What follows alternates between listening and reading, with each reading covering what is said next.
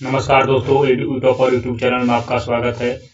हम लोग आज आरआरबी एनटीपीसी एग्जाम 8 जनवरी को सेकेंड शिफ्ट में पूछे गए सभी वास्तविक प्रश्नों को विस्तृत व्याख्या के साथ पढ़ेंगे।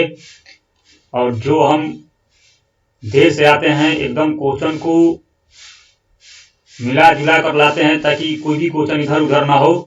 क्वेश्चन एकदम जो पूछा गया है वही फैक्ट हो, वही हम लेकर आते हैं वीडियो। थोड़ा देर से आए दुरुस्त आए, कहावत है, उसी प्रकार से ये हम पर लागू है। तो दोस्तों बिना देर किए हुए चलते हैं हम अपने प्रश्नों पर। जो अभी तक मेरे चैनल को लाइक और सब्सक्राइब नहीं किए हैं, लाइक और सब्सक्राइब करके बेल घंटी का बटन दबा दें। तो दोस्तों पहला प्रश्न आया था कि COBOL यानी कोबोल जो उस उच्च स्तरीय भाषा है का फुल फॉर्म क्या होगा। तो उत्तर हो जाएगा common business oriented language. Full form से एक प्रश्न या दो प्रश्न रह ही रहे हैं, फिर पहले शिफ्ट में भी हमने देखा फुल फॉर्म से प्रश्न थे। अगला है JSON, तो इसका फुल फॉर्म हो जाएगा जावा स्क्रिप्ट ऑब्जेक्ट नोटेशन। RABMN ये कंप्यूटर से संबंधित शब्दावली है, इसका RABMN का हो जाएगा remote area business message network. Remote area business message network. URN का यूनिफॉर्म रिसोर्स नेम। जो दोस्तों इस वीडियो का PDF डिस्क्रिप्शन बॉक्स में आप वहां पर डाउनलोड कर सकते हैं। क्योंकि हमारा भी एग्जाम है, हम भी पढ़ते हैं और आप लोग को भी बताते हैं। पढ़ना और पढ़ाना हमारा ध्येय है। तो दोस्तों आगे प्रश्न है कि WWAN का फुल फॉर्म होगा तो वायरलेस वाइड एरिया नेटवर्क। अगला प्रश्न है महात्मा गांधी के राजनीतिक गुरु कौन थे। तो गोपाल कृष्ण गोखले। सुभाष चंद्र बोस के राजनीतिक गुरु थे तो चित्तरंजन दास। लाला लाजपत राय को पंजाब केसरी के नाम से जाना जाता है। और सर्वेंट्स ऑफ इंडिया सोसाइटी की स्थापना किसने की थी, तो गोपाल कृष्ण गोखले ने की थी। अगला प्रश्न आया था सूचकांक 2019 से प्रश्न आ रहे हैं, कभी कभी 2020 पूछा जा रहा है। मानव विकास सूचकांक 2019 में भारत की रैंक क्या थी, तो आंसर हो जाएगा 119। और मानव विकास सूचकांक को जारी करता है संयुक्त राष्ट्र विकास कार्यक्रम यानी UNDP। मानव विकास सूचकांक में 2019 में प्रथम देश है जो नॉर्वे है। और मानव विकास सूचकांक 2020 में भारत का स्थान है 131वां। याद रखेंगे, ये भी प्रश्न पूछा जा सकता है। अगला प्रश्न है असहयोग आंदोलन 1920 में शुरू हुआ, इसके समांतर में कौन सा आंदोलन हुआ था, यानी उसके साथ ही कौन सा आंदोलन हुआ था, तो खिलाफत आंदोलन। और खिलाफत आंदोलन को दो अली बंधुओं ने नेतृत्व किया था, शौकत अली और मोहम्मद अली ने। अखिल भारतीय खिलाफत कमेटी का गठन जिसकी अध्यक्षता महात्मा गांधी ने की थी, उसका स्थापना सितंबर 1919 में हुआ था। अगला प्रश्न है कि यूनिसेफ इंडिया का सबसे युवा ब्रांड एम्बेसडर कौन है, तो उत्तर हो जाएगा हिमा दास। और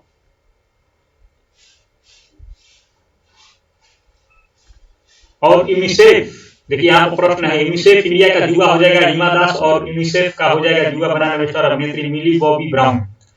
कीट का ब्रांड एम्बेसडर CEAT तो Aamir Khan. Paytm first games का ब्रांड एम्बेसडर सचिन तेंदुलकर। संयुक्त राष्ट्र विकास कार्यक्रम के गुडविल एम्बेसडर, यह भी पूछा जा सकता है, आ सकता है एग्जाम, ये इंपॉर्टेंट है, तो पद्मा लक्ष्मी। और BSNL के जो है एम्बेसडर तो मैरी कॉम जो मुक्केबाज है। अगला प्रश्न है विश्व की सबसे बड़ी लंबी रेल लाइन तो ट्रांस साइबेरियन रेलवे। विश्व का सबसे बड़ा नगर हो जाएगा लंदन। विश्व का सर्वाधिक जनसंख्या घनत्व वाला देश है सिंगापुर। विश्व का सबसे बड़ा railway station great central terminal. विश्व का सबसे बड़ा द्वीप हो जाएगा ग्रीनलैंड। और विश्व का सबसे बड़ा प्रायद्वीप हो जाएगा अरब प्रायद्वीप। और विश्व का सबसे बड़ा राजमार्ग ट्रांस कैनेडियन। अगला प्रश्न है कंप्यूटर का पिता किसे कहा जाता है, तो आंसर हो जाएगा चार्ल्स बेबेज को। और आधुनिक कंप्यूटर का जनक किसे कहा जाता है, तो एलन ट्यूरिंग को।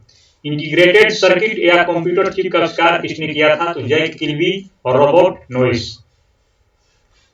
देखिए दोस्तों मेरे पास संसाधन नहीं है, मैं जितना कम संसाधन है उतना ही बेहतरीन करने का कोशिश करता हूं।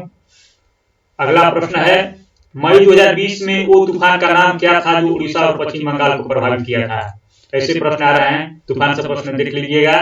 तो आंसर हो जाएगा इसका अम्फान। अम्फान उड़ीसा और पश्चिम बंगाल को प्रभावित किया था, तूफान आया था मई 2020 के अंतर्गत। तो निसर्ग तूफान जो है ये महाराष्ट्र और गुजरात को प्रभावित किया था। हैसन तूफान जो है ये जापान में आया था। फोनी और तितली तूफान उड़ीसा से संबंधित है। और वाव तूफान कहाँ संबंधित है, गुजरात से। एक तूफान से संबंधित है। बल का मात्रक पूछा था, तो बल का मात्रक क्या हो जाएगा न्यूटन। दाब का मात्रक क्या हो जाएगा, तो पास्कल। संवेग का मात्रक किलोग्राम मीटर प्रति सेकेंड और आवेग का मात्रक क्या हो जाएगा, तो न्यूटन सेकेंड। अगला प्रश्न है 2014 में कैलाश सत्यार्थी को नोबेल पुरस्कार मिला, वे किस आंदोलन से संबंधित थे, तो बचपन बचाओ आंदोलन, जो बच्चों से संबंधित है। मलाला यूसुफजई को भी नोबेल पुरस्कार 2014 मिला था, उसको किसके लिए मिला था इनको, तो पाकिस्तान में महिलाओं की शिक्षा को अनिवार्य करने के लिए तालिबान आतंकी से इन्होंने लड़ा था। अगला प्रश्न, इनमें कौन सा प्रेमचंद द्वारा पुस्तक लिखी गई है, तो आंसर हो जाएगा ऐसे प्रश्न है कर्म भूमि। तो कुछ मुंशी प्रेमचंद्र द्वारा लिखी गई पुस्तकों का हमने जिक्र किया है, जिसे गोदान, गबन, सेवा सदन, रंगभूमि, प्रेमाश्रय, रंगभूमि प्रेमाश्रय की है, कर्मभूमि और कायाकल्प आदि, ये सब जितने भी पुस्तकें हैं मुंशी प्रेमचंद द्वारा लिखी गई है। P बराबर AB से एक न्यूमेरिकल का प्रश्न आया था, और प्रश्न को जान लेते हैं। दा बराबर बॉल बटा में क्षेत्रफल, PE बराबर mgh, ये भी न्यूमेरिकल यहाँ से भी आता है। स्थितिज ऊर्जा का सूत्र हो गया, काइनेटिक एनर्जी यानी गतिज ऊर्जा का हाफ mv², एक HP बराबर 746 वाट और 1 वाट घंटा बराबर 3600 जूल। अपेक्षित घनत्व का सूत्र होता है वस्तु का घनत्व बटा में 4 डिग्री सेल्सियस पर पानी का घनत्व। अगला प्रश्न है स्कूली छात्रों के लिए किस उपग्रह को नासा ने लॉन्च किया था, तो आंसर हो जाएगा कलाम सैट।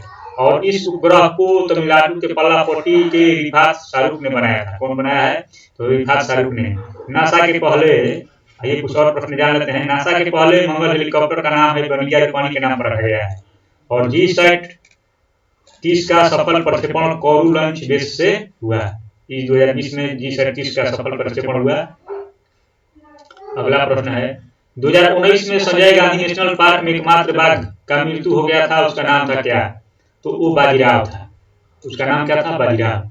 2017 में लखनऊ चिड़ियाघर में एक बुजुर्ग सफेद बाघ था, उसका नाम था आयरन। और जयपुर में एक सफेद बाघ राजा की निधन हुई थी। जयपुर में सफेद बाघ की राजा की निधन हुई थी।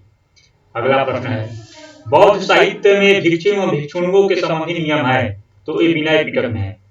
बौद्ध साहित्य त्रिपिटक में 3 प्रकार के होते हैं, जैसे सूत पिटक, अभिधम्म पिटक और विनय पिटक। तो सूत पिटक में बौद्ध धर्म के उपदेश और संकलित हैं और जातक कथाएं इन्हीं में संकलित हैं। बौद्ध धर्म की दार्शनिक व्याख्या जो की गई है वो अभिधम्म पिटक में की गई है, और भिक्षुओं संबंधी जो नियम है वो विनय पिटक में है। और जातक कथाएं पाली भाषा में रचित है और बुद्ध के पूर्व जन्मों की कथाएं हैं। अगला प्रश्न, लिटमस का निर्माण होता है, तो लाइकेन से। लिटमस क्या है, तो लिटमस थैलोफाइटा समूह के लीचे नामक पौधे से निकाला जाता है। किससे निकाला जाता है, लीचे नामक पौधे से। लिटमस एक प्राकृतिक सूचक है, क्या चीज का, तो विलयन का। वह पदार्थ जिसमें अम्ल एवं क्षार की उपस्थिति से गंध या रंग में निश्चित परिवर्तन होता है वही लिटमस होता है। तो जान लीजिए दोस्तों, यहाँ से हम विस्तृत व्याख्या इसलिए लाते हैं ताकि यहाँ से भी प्रश्न अगर आए तो छूटे नहीं। अगला प्रश्न है 2017 में नया रेलवे जोन की स्थापना की घोषणा हुई, उसका मुख्यालय होगा तो विशाखापट्टनम में। 2019 में नया रेलवे जोन की स्थापना होगी जिसका मुख्यालय होगा तो विशाखापट्टनम। और नया रेलवे जोन का नाम क्या है, तो दक्षिणी तट रेलवे।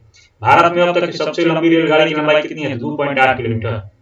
ये प्रश्न पूछ सकता है कि दुनिया के सबसे ऊंचे रेलवे पियर ब्रिज का निर्माण मणिपुर में किया जा रहा है। कहाँ किया जा रहा है, तो मणिपुर में। और तीसरी किसान रेल सेवा शुरू होगी तो निजामुद्दीन एवं असोतर के बीच, कर्नाटक के बीच।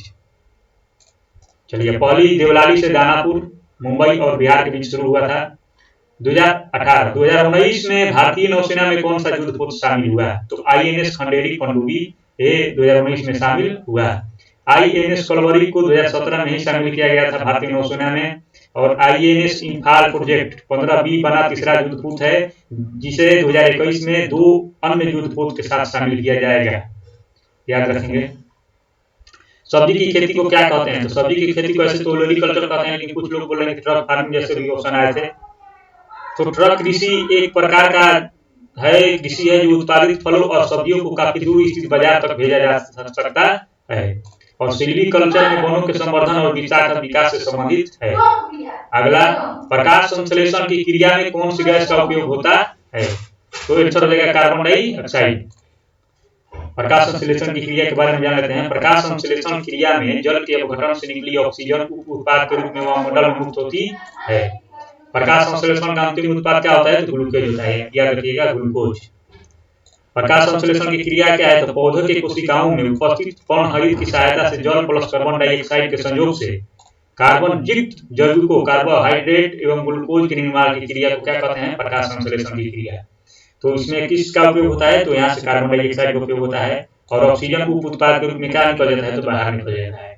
दोस्तों समझेंगे। और प्रकाश संश्लेषण का अंतिम उत्पाद क्या हो जाएगा? तो ग्लूकोज हो जाएगा। कार्मिक लोक शिकायत और पेंशन मंत्रालय द्वारा जारी सुशासन सूचकांक 2019 में प्रथम राज्य है। तो आंसर हो जाएगा तमिलनाडु। सूचकांक से के 2 प्रश्न रह रहे हैं। सुशासन दिवस कब मनाया जाता है? तो 25 दिसंबर को अटल बिहारी वाजपेयी के जन्म दिवस पर मनाया जाता है। सुशासन सूचकांक 2019 में शीर्ष राज्य हैं। पहला राज्य है तमिलनाडु, दूसरा महाराष्ट्र और तीसरा कर्नाटक। और केंद्र शासित प्रदेशों में शीर्ष राज्य जो है वो पौंडीचेरी का है। एस चंद्रशेखर को किस क्षेत्र में नोबेल पुरस्कार मिला? तो भौतिकी के क्षेत्र में। कुछ लोग बोल रहे हैं सत्येंद्र नाथ बोस आए थे, तो कंफर्म हो लीजिएगा और कमेंट में जरूर कीजिएगा कि सत्येंद्र नाथ बोस आया था या एस चंद्रशेखर आया था। तो एस चंद्रशेखर को 1983 में भौतिकी के क्षेत्र में मिला था नोबेल पुरस्कार और वेंकट राम कृष्णन को रसायन विज्ञान के क्षेत्र में 2009 में मिला था राइबोसोम की संरचना हेतु। अगला प्रश्न है 2019 में ISSF वर्ल्ड कप 2019 में 10 मीटर स्पर्धा एयर राइफल में स्वर्ण पदक जीता, तो अपूर्वी चंदेला। और ISSF 2019 में शूटिंग वर्ल्ड कप में सौरभ चौधरी ने 10 में एयर पिस्टल में स्वर्ण पदक जीता। तो पिस्टल अगर कह देगा तो हो जाएगा सौरभ चौधरी और राइफल कह देगा तो अपूर्वी चंदेला, याद रखेंगे। Guillermo Cano world press freedom award 2020 से सम्मानित व्यक्ति का क्या नाम है? तो पुरस्कार से संबंधित आए थे प्रश्न, तो जिनेत बोडोया लिमान। आइए कुछ और अन्य पुरस्कारों से संबंधित किनको किनको मिला है जान लेते हैं। जिसे global humanitarian award 2020 Sachin Awasthi को मिला। प्रथम कृषि महान लोबिस पुरस्कार 2020 सी रंगराजन को मिला। निकई एशिया पुरस्कार 2020 प्रोफेसर थलबिल प्रदीप को मिला। क्रिस्टल अवार्ड 2020 दीपिका पादुकोण को मिला। गति के तीनों नियमों का प्रतिपादन किसने किया? तो न्यूटन ने किया। कॉस्मिक विकिरण सिद्धांत का प्रतिपादन फ्रांसिस हेस ने किया और जड़त्व का नियम किसने दिया था? तो गैलीलियो ने दिया था। पवन ऊर्जा का सबसे बड़ा उत्पादक राज्य है तमिलनाडु। इसका हमारे पिछले 8 जनवरी के शिफ्ट में जिक्र कर दिया है। फुल फॉर्म 2 आए थे, जिसे कोबोल और एक भेल। तो भेल का फुल फॉर्म हो जाएगा क्या? तो भारत हेवी इलेक्ट्रिकल लिमिटेड। आइए कुछ और फुल फॉर्म के बारे में जाते हैं। IOC Indian oil corporation. GAIL के gas authority of India limited. BPCL के भारत पेट्रोलियम कॉर्पोरेशन लिमिटेड। अगला प्रश्न है कृषि की सबसे अधिक उर्वरक की खपत हेक्टेयर में किस राज्य में होती है? तो आंसर देगा पंजाब में। भारत में रासायनिक खाद का सबसे ज्यादा प्रयोग कहाँ होता है? तो पंजाब में होता है। झूमिंग कृषि क्या है? तो झूमिंग कृषि असम तथा मेघालय तथा पूर्वोत्तर राज्यों के पहाड़ियों में होती है। फ्लोरिकल्चर में फूलों की खेती का अध्ययन होता है और एपीकल्चर में किसका अध्ययन होता है? तो मधुमक्खी का है। और भारतीय कृषि अनुसंधान संस्थान का मुख्यालय कहाँ पर स्थित है? तो नई दिल्ली में। तो दोस्तों